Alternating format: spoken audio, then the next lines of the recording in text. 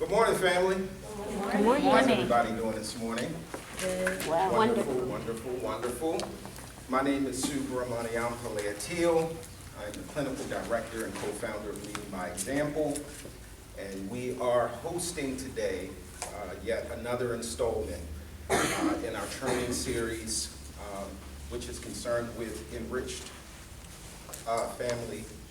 structural family therapy and family strengthening. We've been working for the last month and a half or so, taking a look at enriched structural family therapy and studying its components for the purpose of elevating our consciousness and awareness of opportunities and tools that we have available to us to provide care, support, and treatment for children and families who are within our mental health system.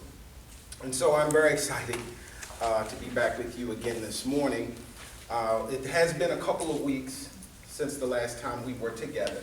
So in traditional fashion, I like to kind of recap and just get some feedback from you as it relates to your recollection of the material that we covered the last time we were together, and to give you an opportunity to share any points that may have stood out for you or anything that you were able to take from that experience and use in your work with the children and families that we serve.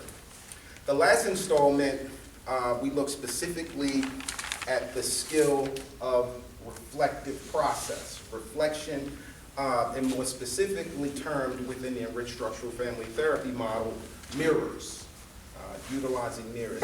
We learned that mirrors are a powerful tool that we have that we can use to help our families observe their own process. And in the process of observing their process, they can use the information that they gather from their observation to guide and direct them in determining how they want to manage themselves and their family. So it's interesting, we took a lot of time on the first two specific mirrors, which are direct reflection and indirect. And we learned during that last session that direct reflection is specifically concerned with giving our clients feedback as it relates to their behavior in the here and now, the things that they're actually doing, the things that are physically observable. We also understood that and learned that direct reflection also includes the words that you use. So when we hear people speaking and we hear people's communication, we can serve as a mirror to them to give them back what we heard and give them an opportunity to hear themselves as it is expressed from us, sharing it back with them so that they can observe their communication and make a determination whether that's effective, it works, or whether they want to do something different. In the indirect reflective process, what we learned is that particular mirror is concerned more with feelings,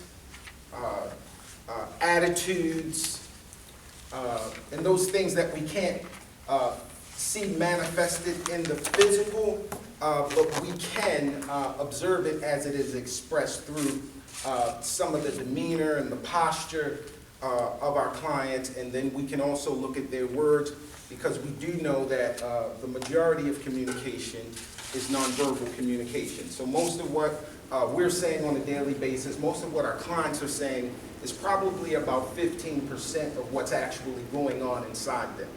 And so a lot of the 85% that isn't expressed verbally can be observed through body language.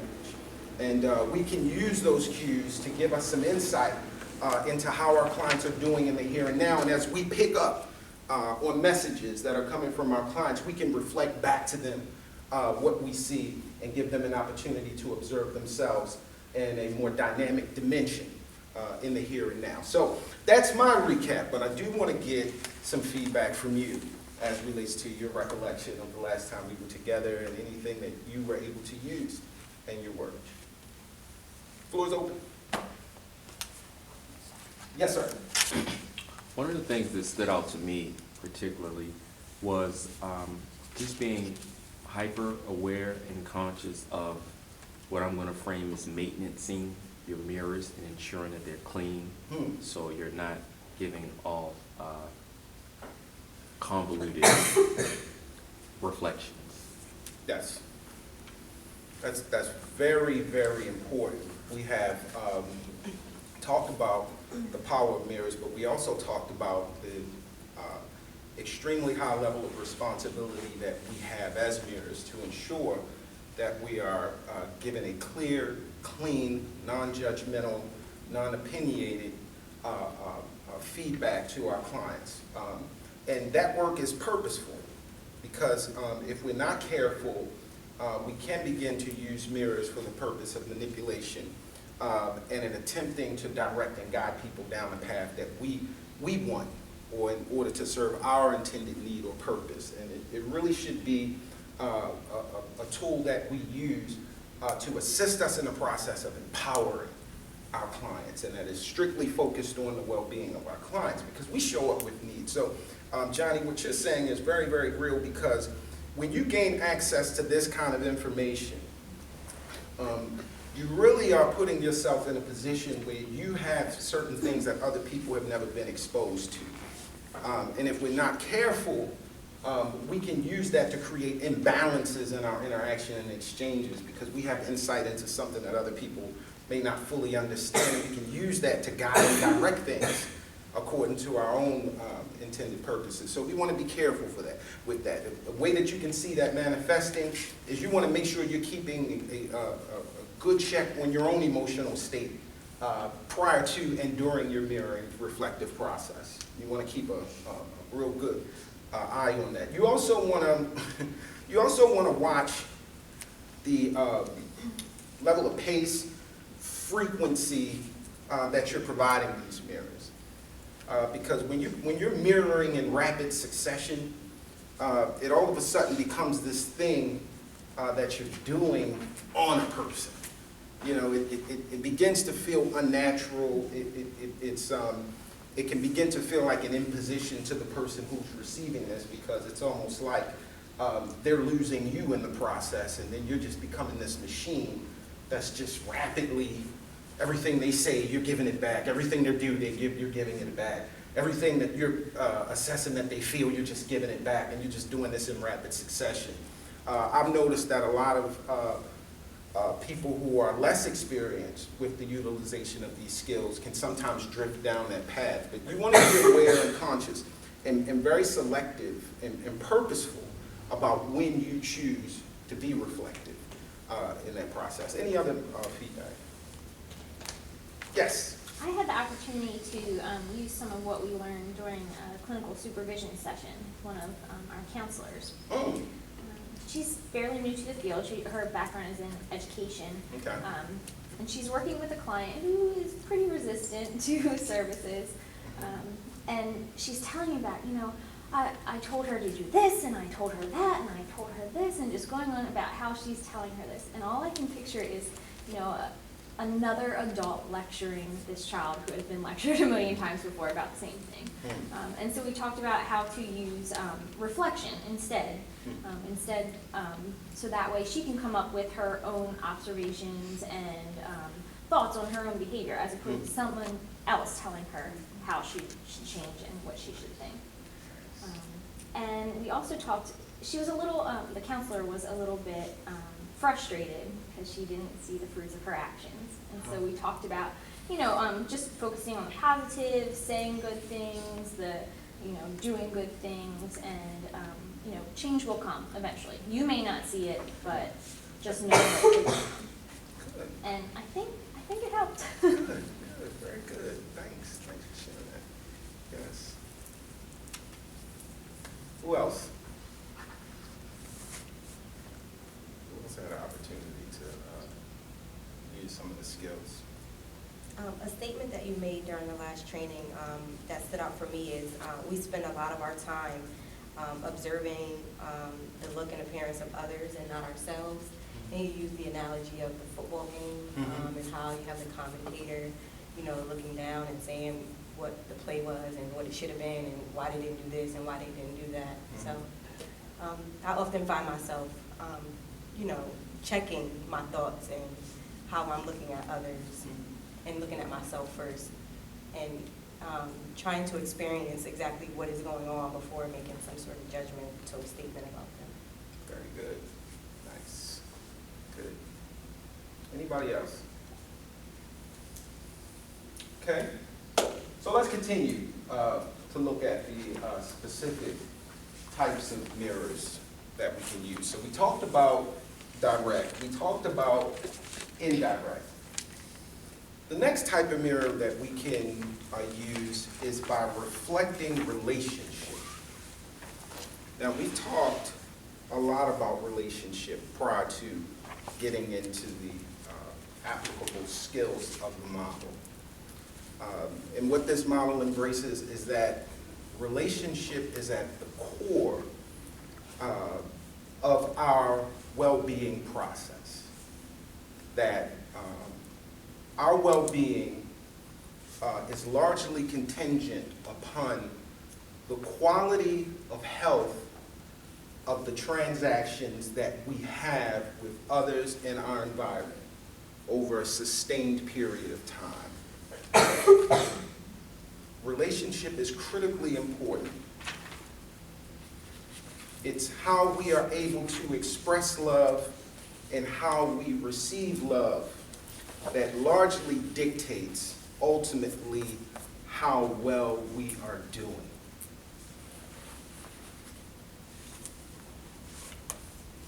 Now, there's this interesting thing that happens on multiple levels, but it's even more interesting, at least to me, in relationships. Have you ever been in a relationship where you, at the core of you, just love this person, but you just find yourself being hurt a lot in that relationship, or unhappy, or discontent? You got anybody ever had that experience? Yes. All right. I am amongst humans. It's an interesting dynamic because when you find yourself in that space, sometimes you can be there for a long period of time before you even realize that there's a huge disparity between how much you love this person and how discontent you are. And it takes time because if you're not conscious and aware of all of these little transactions that are taking you down a path that are leading you to a place where may not be the place where you're intending to go, but you are certainly on your way there. You could be oblivious to it. But then someone who's connected to you and who's watching you can see early on, this isn't going well. This doesn't seem to be going well, and I'm not sure if, well, you may have observed this with someone that you're connected to. And because you are so concerned about this person and you love this person who you're watching go through this process of being very deeply connected and in love with a person, but yet it seems like this relationship is creating a good deal of mayhem and disruption in their life. And you may muster up the courage to say to your friend, you know, I'm not sure if he or she is the best choice for you. And then that person may say, well, you really don't understand. You know, it's complicated. You know, it's not what it seems. All right? Anybody ever experienced that? Yes. So the relationship is important. It's very important. I always encourage others to take inventory on your relationships on a consistent basis. Check in, see how they're doing, see how well they're functioning. Sometimes we just need to give them a checkup. You know, it's important to do that. But many of us have not been taught to be purposeful about giving our relationships a thorough, comprehensive checkup. And so we just live. and we just go through life. But one of the things that we have an opportunity to do as practitioners, as healers, as helpers, is to support our clients with taking inventory on their relationships, just to give them a checkup, see how they're doing. And a part of the way that we can do that is to reflect what we see unfolding in the here and now, in our present, in the relationships that our clients are managing on a day-to-day basis. How does that look practically? You may see, let's say, a caretaker who has a high, has one child that is a high-achieving child, that pretty much consistent with follow-through. This child adheres to the rules and the structure of the parent. This child has good grades. This child is very helpful to the caretaker and the family. This child is just one that, you know, because of this parent's experience with this child, they don't have to worry about them. But then there may be another child in the family who has just a lot of things happening at school. The parent has to go to school frequently. There are other people in the community who have concerns about the child because the child's getting in trouble in the community. The child is somewhat defiant. And this parent is investing in an extremely high level of focus and attention on this child that seems to be having some difficulty. And the child that seems to be a high-achieving child that doesn't create any discord in the family, the parent is not giving as much attention to that. But what this parent is doing doing the best that he or she can to manage this family. And so based on the energy resources that he or she has, they're focusing on where they believe they're most needed. And as you're working with this family, you observe that this child, who was a high-achieving child, also seems to be having some issues of his or her own, which could potentially be connected to not as much time with mom or dad, or without as much time and attention and support. There's this expectation that this child is always going to perform at a high level. So the level of nurturance, the level of care, the level of attention may not be manifesting for that child in the same way. And you, as a family practitioner, observing this unfold, and you have some insight, which causes you to want to be reflective with this parent as it relates to how she's facilitating relationship, or he's facilitating relationship with the children in order to ensure balance. Or just to give a checkup, and the reflection may be, I'm observing in my time with you that most of the attention is directed toward this child around the issues, and less is directed to the child.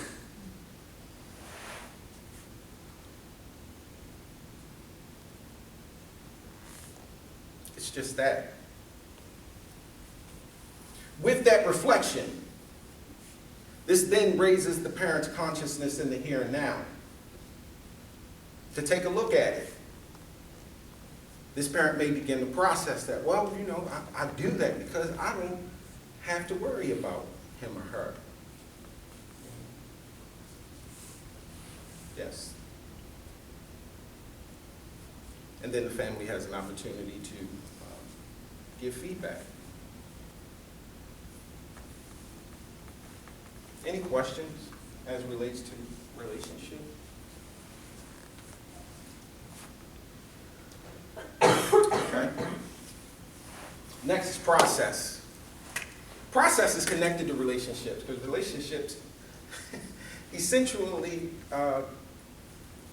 will adopt and adapt process to how you facilitate your dance. Because it is like a dance, by the way. You know, you step forward, they step back, they step forward, you step back, you sidestep. How much harmony, balance,